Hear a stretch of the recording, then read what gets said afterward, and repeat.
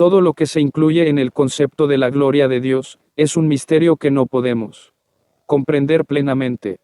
Pero sabemos que este involucra una muestra de toda su grandeza y perfecciones maravillosas, incluyendo la perfección de su sabiduría. Belleza de entre las cenizas al observar eventos trágicos, o más particularmente, cuando nosotros mismos experimentamos la adversidad, con frecuencia nos inclinamos a preguntarle a Dios, ¿por qué? La razón por la cual preguntamos es que no vemos ningún posible bien para nosotros, o gloria para Él, que pueda venir de esa circunstancia adversa que ha llegado a nosotros o a nuestros seres queridos. Pero, cuando Dios ocasiona el bien en la calamidad, no es su sabiduría, es decir, su gloria más eminentemente demostrada que en la bendición. El conocimiento del jugador de ajedrez sobresale más cuando le gana a un oponente experimentado que a un novato. La experiencia del general se destaca más al derrotar un ejército superior que al someter a uno inferior. La sabiduría de Dios sobresale cuando trae bien para nosotros y gloria para Él en la confusión y calamidad, más que en momentos agradables. No hay duda de que el pueblo de Dios vive en un mundo hostil. Tenemos un enemigo, el diablo, quien como león rugiente, anda alrededor buscando a quien devorar. 1 P 5 y 8, 2. Ha pedido para zarandearos como a trigo, como hizo a Pedro. 22 y 31. O nos hace maldecir a Dios como intentó hacer con Job. Dios no nos libra de las enfermedades, dolor y desilusión de este mundo pecador. Pero puede tomar todos estos elementos, tanto los buenos como los malos, y hacer total uso de cada uno. Como alguien dijo hace años, una sabiduría inferior a la divina, se sentiría movida a prohibir, evitar o rechazar el trabajo de estos planes diabólicos. Es un hecho que con frecuencia el pueblo de Dios trata de hacer esto por sí mismo, o le pide incesantemente al Señor que lo haga. Por eso es que muchas veces las oraciones parecen permanecer sin respuesta. Porque estamos siendo manejados por una sabiduría que es perfecta, que puede lograr lo que pretende tomando el control de las cosas y las personas que están destinadas para el mal y las hace trabajar en conjunto para bien. Entonces, la infinita sabiduría de Dios se muestra en sacar bien del mal y belleza de entre las cenizas. Se evidencia en todas las fuerzas del mal que se lanzan contra sus hijos en bien para ellos. Pero el bien que él ocasiona con frecuencia es diferente al que nosotros prevemos. Santidad en la adversidad. Romanos 8 y 28, y sabemos que a los que aman a Dios, todas las cosas, les ayudan a bien. Esto es, a los que conforme a su propósito, son llamados. Este es un versículo frecuentemente citado, sin notar que el siguiente nos ayuda a entender lo que significa bien.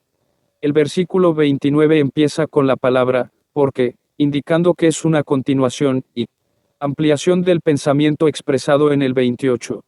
Este dice, porque a los que antes conoció, también los predestinó para que fuesen hechos conformes a la imagen de su Hijo, para que Él sea el primogénito entre muchos hermanos.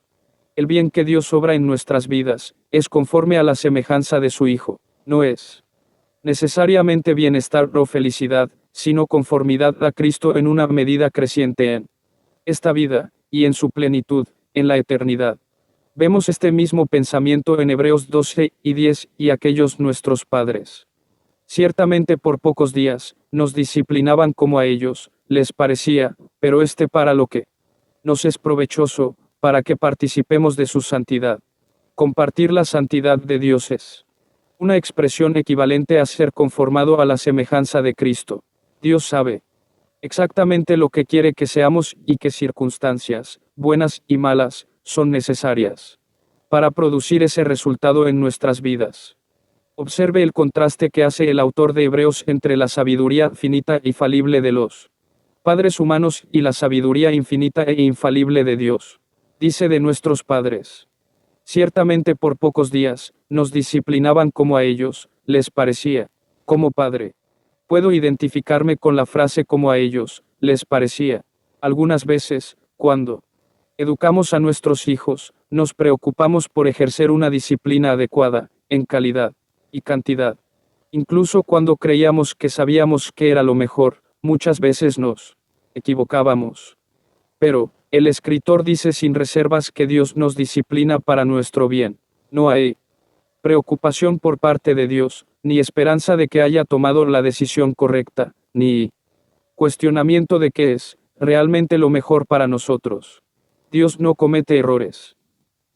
Él sabe infaliblemente, con infinita sabiduría, qué combinación de circunstancias buenas y malas nos traerá al compartir su santidad. Él nunca pone demasiada sal de adversidad en la receta de nuestras vidas, pues su mezcla de adversidad y bendición siempre es exacta para nosotros. El autor de Hebreos admite fácilmente que la disciplina es dolorosa 11, pero también nos asegura que es provechosa, porque produce fruto apacible de justicia. El propósito de la disciplina de Dios no es castigarnos sino transformarnos. Él puso sobre Jesús el castigo por nuestros pecados, el castigo de nuestra paz, fue sobre él. Isaías 53:5. Pero debemos ser transformados más y más a semejanza de Cristo. Ese es el propósito de la disciplina.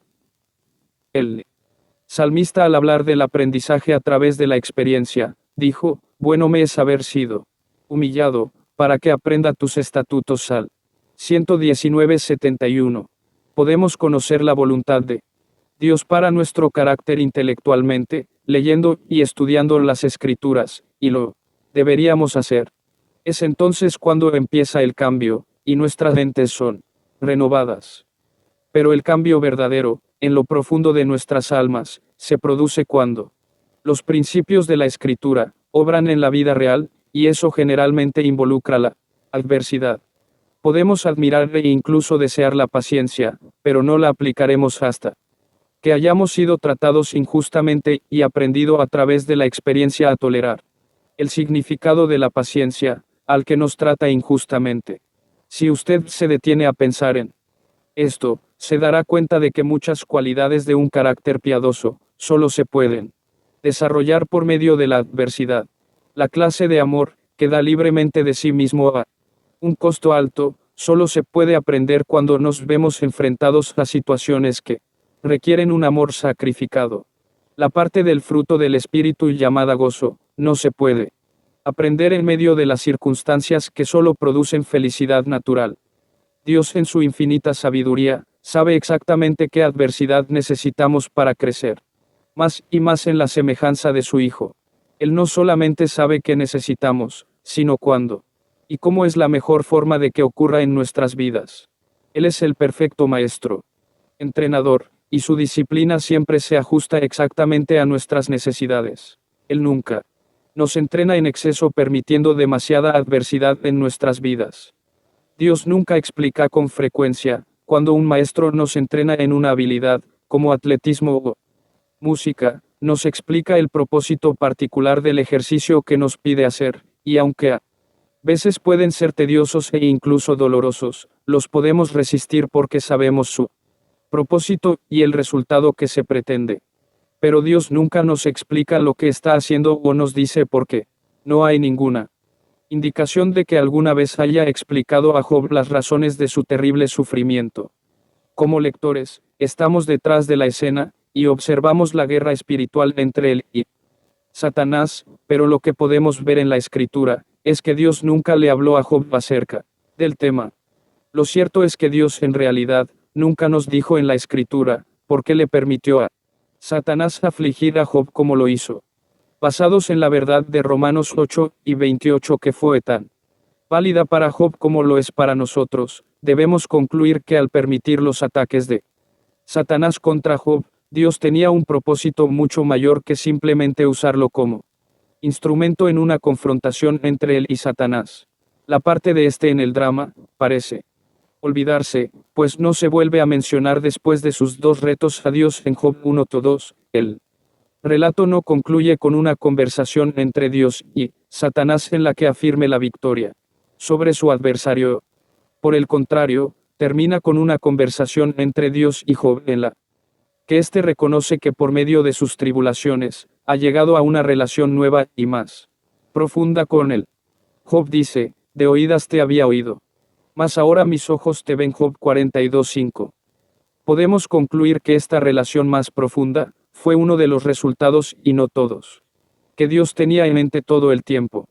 A veces, después que termina la adversidad podemos ver algunos de sus resultados positivos en nuestras vidas, pero rara vez podemos verlos durante el momento de la prueba. José seguramente pudo ver algunos de los resultados de la aflicción que Dios había permitido en su vida, después de haberse convertido en primer ministro de Egipto, pero en realidad no pudo notarlos mientras vivía esa situación.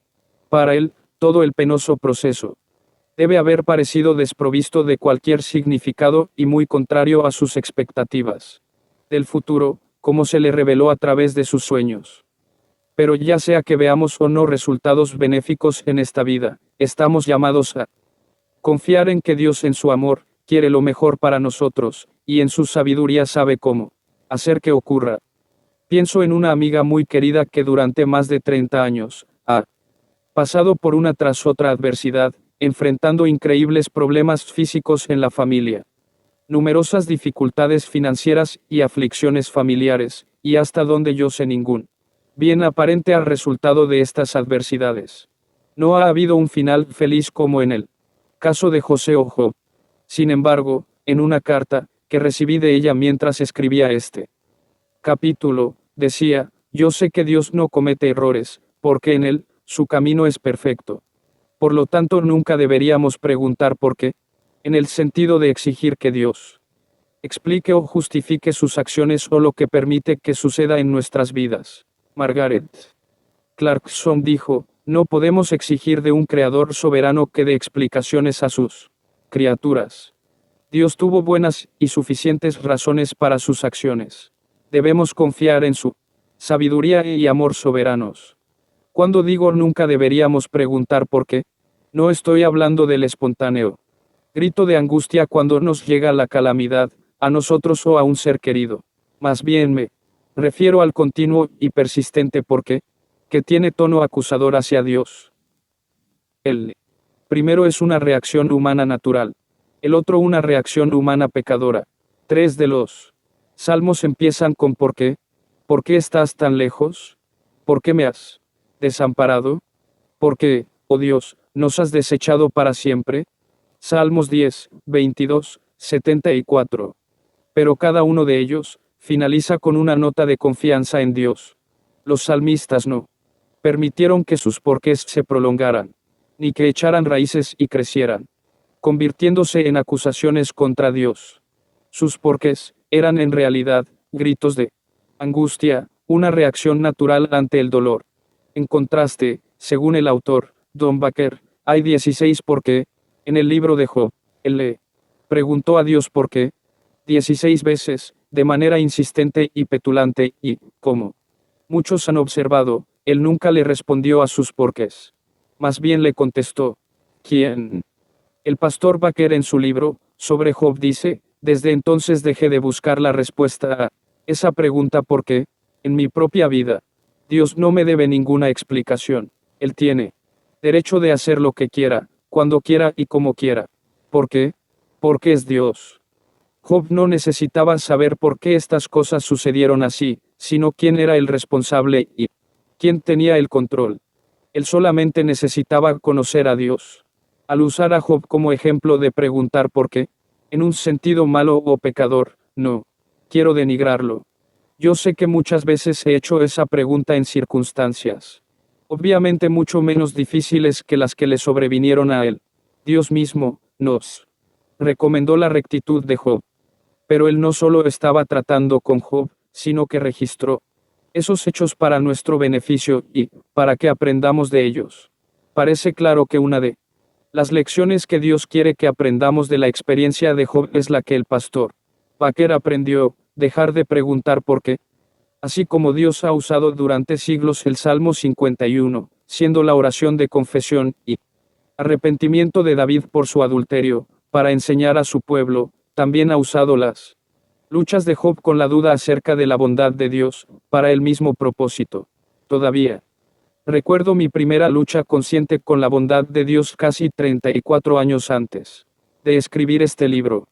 El pasaje que satisfizo mi necesidad en el momento fue uno del libro de Job, donde Dios lo confronta por su osadía, a través de Eliú. Este hizo que me diera cuenta y me arrepintiera de mis acusaciones contra Dios. Así que no queremos criticar a Job, sino aprender de él acerca de lo pecaminoso de exigir a Dios por qué. Pero, aunque nunca deberíamos exigir un por qué, podemos y debemos pedirle a Dios que nos capacite para comprender lo que nos puede estar enseñando por medio de una experiencia particular. Pero inclusive aquí, debemos ser cuidadosos de no estar buscando satisfacer nuestras almas al encontrar algún bien espiritual en la adversidad. Más bien, debemos confiar en que Dios está obrando en esa experiencia para nuestro beneficio, aunque no veamos resultados positivos. Debemos aprender a confiar en Dios cuando no nos dice por qué, o cuando no entendemos lo que está haciendo.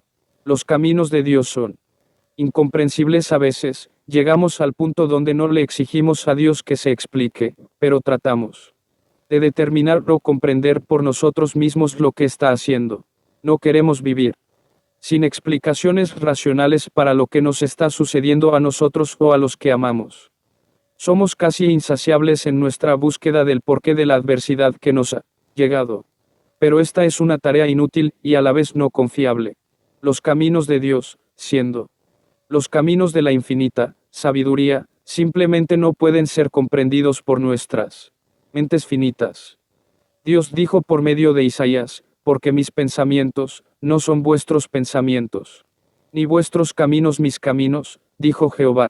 Como son más altos los cielos que la tierra, así son mis caminos más altos que vuestros caminos, y mis pensamientos más que vuestros pensamientos. Isaías 55:8-9. En su comentario sobre Isaías, Edward J. Young dijo de este pasaje, la implicación es que así como los cielos están tan altos sobre la tierra que los patrones de altura humanos no los pueden medir, los caminos y pensamientos de Dios están tan por encima de los hombres, que ellos no pueden comprenderlos en su totalidad. En otras palabras, los caminos y pensamientos de Dios son incomprensibles a los hombres. El apóstol Pablo establece la misma verdad, en su doxología, al final de Romanos 11. Cuando exclama con sorpresa, oh profundidad de las riquezas de la sabiduría y de la ciencia de Dios. Cuán insondables son sus juicios, e inescrutables sus caminos.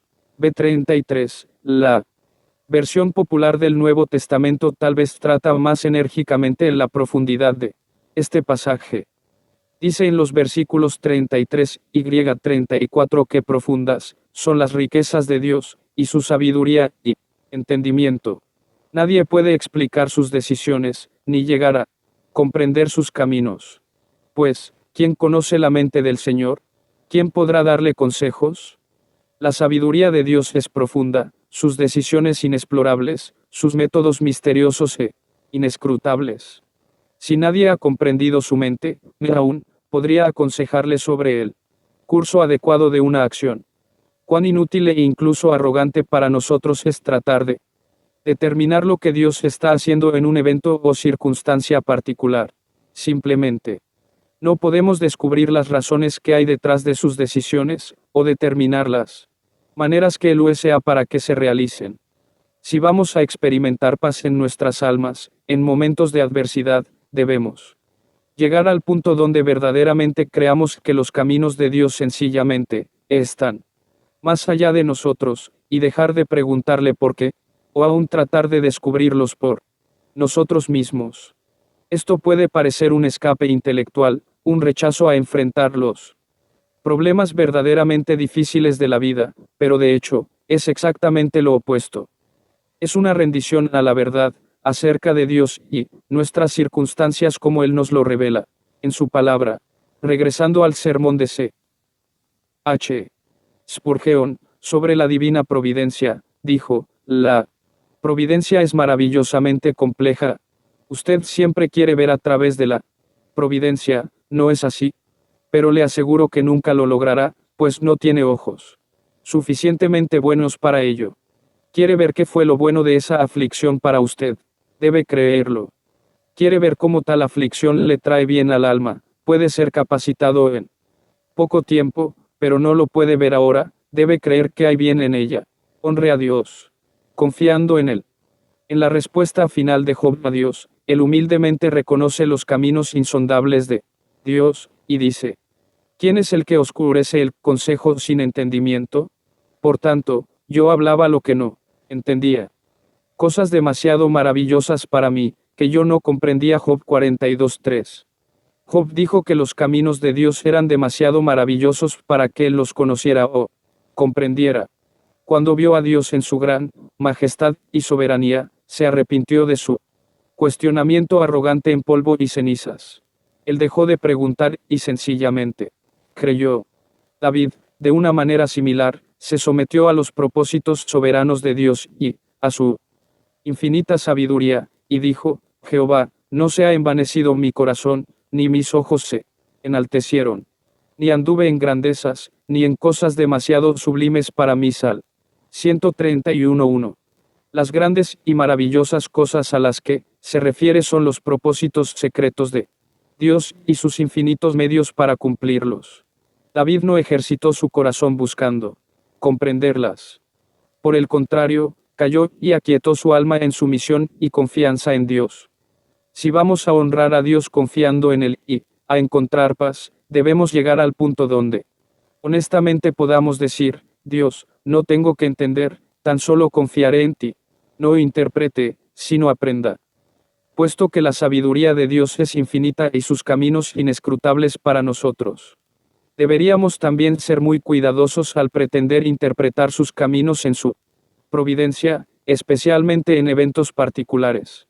Además, debemos cuidarnos de aquellos que se ofrecen como intérpretes acerca del porqué y la razón de todo lo que está sucediendo. Sea cauteloso con aquellos que dicen: Dios permite que esto suceda para que usted aprenda esta o aquella lección. El hecho es que no sabemos lo que Dios está haciendo a través de un conjunto particular de circunstancias o eventos. Esto no significa que no deberíamos investigar sobre la providencia de Dios y su voluntad revelada en la Escritura. Todo lo contrario. Como observamos anteriormente, el salmista comprendió los decretos de Dios experimentando la aflicción. Sal. 119:71. El pueblo de Israel también aprendió a través de la providencia adversa en sus vidas. Deuteronomio 8:3 dice: y te afligió, y te hizo tener hambre, y te sustentó con maná, comida que no conocías tú, ni tus padres la habían conocido, para hacerte saber que no solo de pan vivirá el hombre, mas de todo lo que sale de la boca de Jehová vivirá el hombre. Dios enseñó a la nación, por medio de su divina providencia, poniéndolos en una situación en que no podían simplemente ir a la despensa y sacar el pan diario, sino que dependían completamente de Él. Estaba guiándoles a una tierra donde la provisión material sería naturalmente abundante. Deuteronomio 8:7-9. Sabía que serían tentados por el orgullo de sus corazones a decir: mi poder y la fuerza de mi mano me han traído esta riqueza. 17. Por lo tanto, antes de entrar a la tierra, les enseñó de la dependencia a través de su divina providencia. Algunos meses antes de escribir este capítulo, me invitaron a hablar en una convención cristiana sobre un tema en particular. Un día, leyendo 2 Timoteo, el Espíritu Santo abrió de manera muy clara un pasaje que habló hermosamente del tema de la convención. Desechando lo que ya había preparado, me senté y rápidamente preparé 3 mensajes, por lo que estaba muy emocionado. Pero luego, sutilmente me enorgullecí mucho de ellos. Empecé a contemplar pensamientos pecadores y arrogantes de lo buen orador que me considerarían por estos 3 emocionantes mensajes. Traté de usurpar algo de la gloria de Dios para mí. Poco antes de empezar la convención, fui afligido por un virus que nunca antes me había afectado, y escasamente podía hablar. No disfruté la convención, aunque di los mensajes. No tengo idea si alguien los aprovechó o no. Por medio de estas circunstancias aprendí a través de la experiencia lo que Dios ha dicho, y a otro no daré mi gloria. Isaías 42:8. Había memorizado ese versículo hacía muchos años y conocía su verdad intelectualmente. Pero, por la adversidad, lo aprendí en la práctica. Entonces pude decir con el salmista: bueno me es haber sido humillado, para que aprenda tus estatutos. Sal. 119:71. La sabiduría es superior a nuestros adversarios. La sabiduría de Dios no solo está tan por encima de la nuestra como está el cielo por encima de la tierra, sino que también es superior a la sabiduría y astucia de nuestros adversarios. Esto debería ser de mucha tranquilidad para nosotros. Yo, por lo menos, en este punto de mi vida, he encontrado más fácil soportar la adversidad de las circunstancias contrarias que la que viene de otras personas. Aparentemente, David sintió de igual manera. En 2 de Samuel 24:14, él dijo, en grande angustia estoy. Caigamos ahora en mano de Jehová, porque sus misericordias son muchas, mas no caiga yo en manos de hombres. Otras personas, por varias razones, pueden planear tratarnos injustamente, tomar ventaja de nosotros o usarnos para sus propósitos egoístas. Pero, Proverbios 21:30, dice, no hay sabiduría, ni inteligencia, ni consejo, contra Jehová. Por lo tanto, podemos decir las palabras de Pablo, si Dios es por nosotros, ¿quién contra nosotros? Romanos 8:31, aún los planes más atroces de nuestros adversarios, solo pueden lograr lo que Dios ha ordenado soberanamente para nosotros, y en su infinita sabiduría, con habilidad, hace que se cumpla. Los hermanos de José pensaron deshacerse de él, porque se sentían excesivamente envidiosos. Pero Dios dispuso desde el principio, usar su plan para enviar a José delante de ellos con el fin de que fuera su abastecedor durante los 7 años de hambre. Ellos destinaron estas acciones para mal, pero Dios las utilizó para bien. Saúl pensó matar a David, porque éste estaba recibiendo más alabanza que él por su destreza militar. Pero Dios usó estos meses y años en que David se estuvo escondiendo de Saúl, para formar en él el carácter que lo hizo un gran rey y hombre conforme al corazón de Dios. Aparentemente, muchos de los salmos más significativos fueron escritos durante esos meses. Uno de mis favoritos, el Salmo 34, fue escrito durante la época cuando David tuvo que actuar como loco por temor a un rey gentil. Ese es el salmo al que con más frecuencia me remito cuando lucho contra el desánimo. Lo que Saúl quería para mal, Dios lo quería para bien. Satanás pensó que obteniendo el permiso de Dios para afligir a Job lograría por consiguiente, que éste maldijera a Dios. Pero lo único que logró fue ser un instrumento para producir en Job una relación más profunda y reverente con Dios. A Satanás se le permitió afligir a Pablo con un aguijón en la carne para atormentarlo. Porque probablemente, pensó que así anularía la efectividad de su ministerio. Por el contrario, solo logró ponerlo en la circunstancia, que le enseñó por la práctica, la suficiencia menos. Sea de la gracia de Dios, y que su fortaleza se hace perfecta en nuestra debilidad. 2:12-9. Piense en cuántos miles de creyentes, a través de los siglos, han encontrado que la gracia de Dios es suficiente para ellos, meditando en las palabras de Dios a Pablo en esa época. La sabiduría de Dios, entonces, es mayor que la de cualquiera de nuestros adversarios, sean otras personas o el mismo diablo. Por lo tanto, no deberíamos temer lo que intenten o tal vez logren hacernos. Dios está obrando tanto en esas cosas, como en las adversidades. La enfermedad, muerte, problemas financieros y destrucciones de la naturaleza.